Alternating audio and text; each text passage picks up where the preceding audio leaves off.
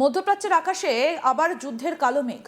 কয়েক মাস আগেও যখন মনে করা হচ্ছিল যে আমেরিকা এবং ইরানের মধ্যে অন্তত একটা অস্থায়ী সমঝোতার রাস্তা তৈরি হচ্ছে, তখনই নতুন করে মিসাইল, ফাইটার জেট এবং ড্রোনের গর্জনে কেঁপে উঠল গোটা উপসাগরীয় অঞ্চল।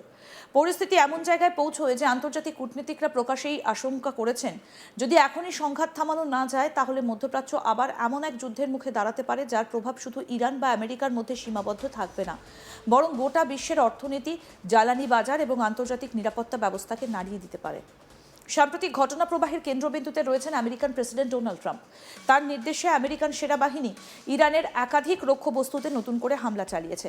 ওয়াশিংটনের দাবি এটা ছিল আত্মরক্ষামূলক ব্যবস্থা, কিন্তু তেহরানের বক্তব্য সম্পূর্ণ উল্টো। ইরান বলছে এটা সরাসরি আগ্রাসন এবং তার জবাব দেওয়া হবে।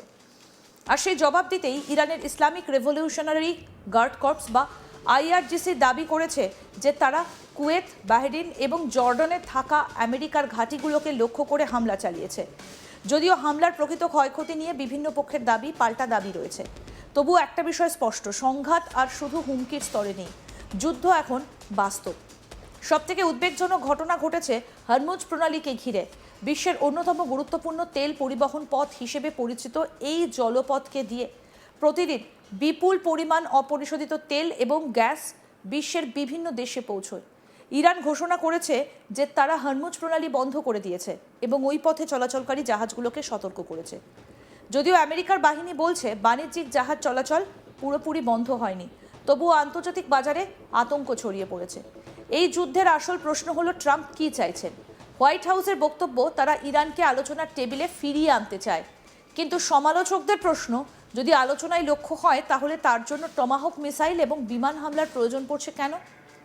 আমেরিকার প্রতিরক্ষা দপ্তরের বক্তব্য অনুযায়ী সামরিক চাপ বাড়িয়ে কূটনৈতিক সমাধানের রাস্তা তৈরি করার চেষ্টা চলছে। অনেক বিশেষজ্ঞ একে বলছেন কোয়ার্সিভ ডিপ্লোমেসি বা চাপ সৃষ্টি করে আলোচনায় বসানোর কৌশল। কিন্তু ইতিহাস কি সেই তত্ত্বকে সমর্থন করে? ভিয়েতনাম যুদ্ধ থেকে শুরু করে আফগানিস্তান, ইরাক, বারবার দেখা গিয়েছে বোমা ফেলে রাজনৈতিক সমাধান চাপিয়ে দেওয়া সহজ নয়, বরং অনেক সময় সামরিক আক্রমণ প্রতিপক্ষকে আরও কঠোর অবস্থানে নিয়ে যায়। আমেরিকার অবসরপ্রাপ্ত সেনা কর্মকর্তারাও সতর্ক করে বলেছেন যে ইরানকে ভয় দেখিয়ে দ্রুত নতি স্বীকার করানো সম্ভব হবে এমন ধারণা বিপজ্জনক হতে পারে। ইরানের ক্ষেত্রেও সেই বাস্তবতা দেখা যাচ্ছে। তেহরান বহু দশক ধরে অর্থনৈতিক নিষেধাজ্ঞা, আন্তর্জাতিক চাপ এবং সামরিক হুমকির মধ্যে থেকেও টিকে আছে। ফলে শুধু বিমান হামলা চালিয়ে ইরানকে নতজানু করা যাবে এমন ধারণায় অনেক বিশেষজ্ঞই আস্থা রাখছেন না। এই সংঘাতের আরেকটা বড় দিক হলো এর অর্থনৈতিক প্রভাব।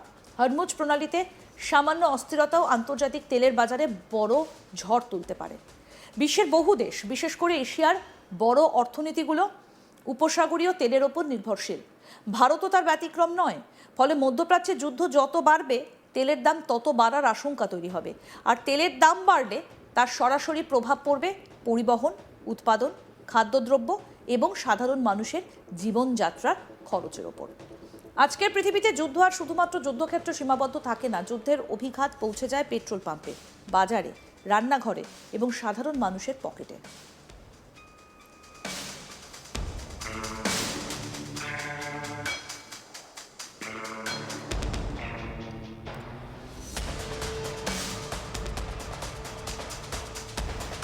এদিকে ইরানের অভিযোগ আরও গুরুতর। তারা দাবি করছে আমেরিকার হামলায় জল সরবরাহ পরিকাঠামো ক্ষতিগ্রস্ত হয়েছে।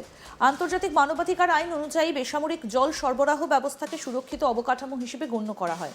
ফলে এই অভিযোগ আন্তর্জাতিক মহলেও নতুন বিতর্ক তৈরি করেছে। মধ্যপ্রাচ্যের এই সংঘাতকে আরও জটিল করে তুলেছে ইসরায়েল এবং লেবাননের পরিস্থিতি। একই সময় লেবাননেও হামলা চলছে, প্রাণহানির খবর আসছে। ফলে যুদ্ধের আগুন একাধিক ফ্রন্টে ছড়িয়ে পড়ছে। সব মিলিয়ে পরিস্থিতি এমন যে এখন আর প্রশ্নটা শুধু ইরান বনাম আমেরিকা নয়, প্রশ্নটা হলো এই সংঘাত কি গোটা অঞ্চলকে একটা বৃহত্তর যুদ্ধে ঠেলে দেবে? বর্তমানে যে ছবি দেখা যাচ্ছে তাতে উভয় পক্ষই প্রকাশ্যে আপোষের কথা বলছে, কিন্তু একই সঙ্গে সামরিক হামলাও চালিয়ে যাচ্ছে। একদিকে আলোচনা, অন্যদিকে মিসাইল। এই দ্বৈত নীতি পরিস্থিতিকে আরও অনিশ্চিত করে তুলছে। বিশ্ব রাজনীতির ইতিহাস বলে অনেক বড় যুদ্ধ শুরু হয়েছে এমন মুহূর্ত থেকে যখন সব পক্ষই ভেবেছিল তারা পরিস্থিতি নিয়ন্ত্রণে রেখেছে, কিন্তু একবার সংঘাত নিয়ন্ত্রণের বাইরে চলে গেলে তার মূল্য দিতে হয় লক্ষ লক্ষ সাধারণ মানুষকে। আজ মধ্যপ্রাচ্য সেই বিপজ্জনক মোড়ে দাঁড়িয়ে আছে। ট্রাম্প প্রশাসন বলছে তারা শক্তি প্রদর্শনের মাধ্যমে শান্তি আনতে চায়।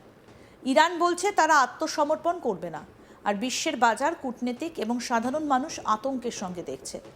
আগামী কয়েকদিন কি নতুন যুদ্ধের ইতিহাস লিখতে চলেছে, নাকি শেষ মুহূর্তে কূটনীতি আবার যুদ্ধকে হার মানাবে?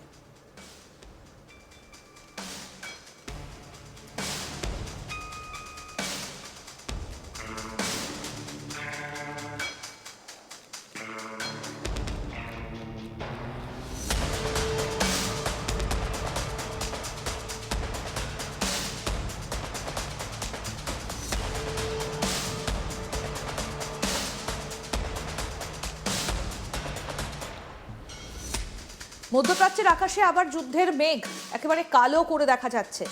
কয়েক মাস আগেও যখন মনে হচ্ছিল যে আমেরিকা এবং ইরানের মধ্যে অন্তত একটা অস্থায়ী সমঝোতার রাস্তা তৈরি হচ্ছে, তখনই নতুন করে মিসাইল, ফাইটার জেট এবং ড্রোনের গর্জনে কেঁপে উঠল গোটা উপসাগরীয় অঞ্চল।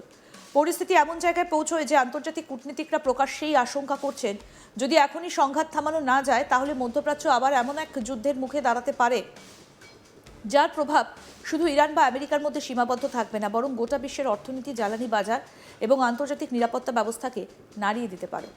সাম্প্রতিক ঘটনা প্রবাহের কেন্দ্রবিন্দুতে রয়েছেন আমেরিকান প্রেসিডেন্ট ডোনাল্ড ট্রাম্প। তার নির্দেশে আমেরিকান সেনাবাহিনী ইরানের একাধিক লক্ষ্যবস্তুতে নতুন করে হামলা চালিয়েছে। ওয়াশিংটনের দাবি এটা ছিল আত্মরক্ষামূলক ব্যবস্থা, কিন্তু তেহরানের বক্তব্য সম্পূর্ণ উল্টো। ইরান বলছে এটা সরাসরি আগ্রাসন এবং তার জবাব দেওয়া হবে। আর সেই জবাব দিতেই ইরানের ইসলামিক রেভলিউশনারি গার্ড কর্পস বা IRGC দাবি করেছে যে তারা কুয়েত, বাহরিন এবং জর্ডনে থাকা আমেরিকার ঘাঁটিগুলোকে লক্ষ্য করে হামলা চালিয়েছে। যদিও হামলার প্রকৃত ক্ষয়ক্ষতি নিয়ে বিভিন্ন পক্ষের দাবি পাল্টা দাবি রয়েছে, তবু একটা বিষয় স্পষ্ট, সংঘাত আর শুধু হুমকির স্তরে নেই, যুদ্ধ এখন বাস্তব।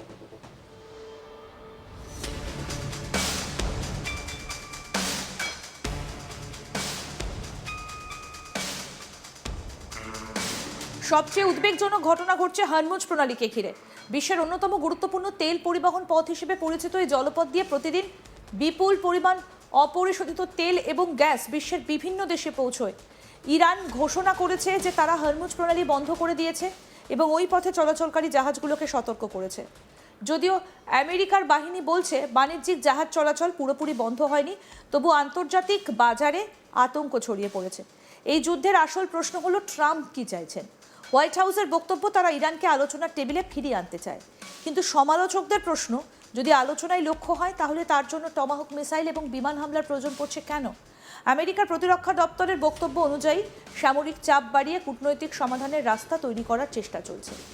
অনেক বিশেষজ্ঞ একে বলছেন কোয়ারসিভ ডিপ্লোমেসি বা চাপ সৃষ্টি করে আলোচনায় বসানোর কৌশল। আরও আপডেট পেতে দেখতে থাকুন আজ তাক বাংলা, সাবস্ক্রাইব করুন।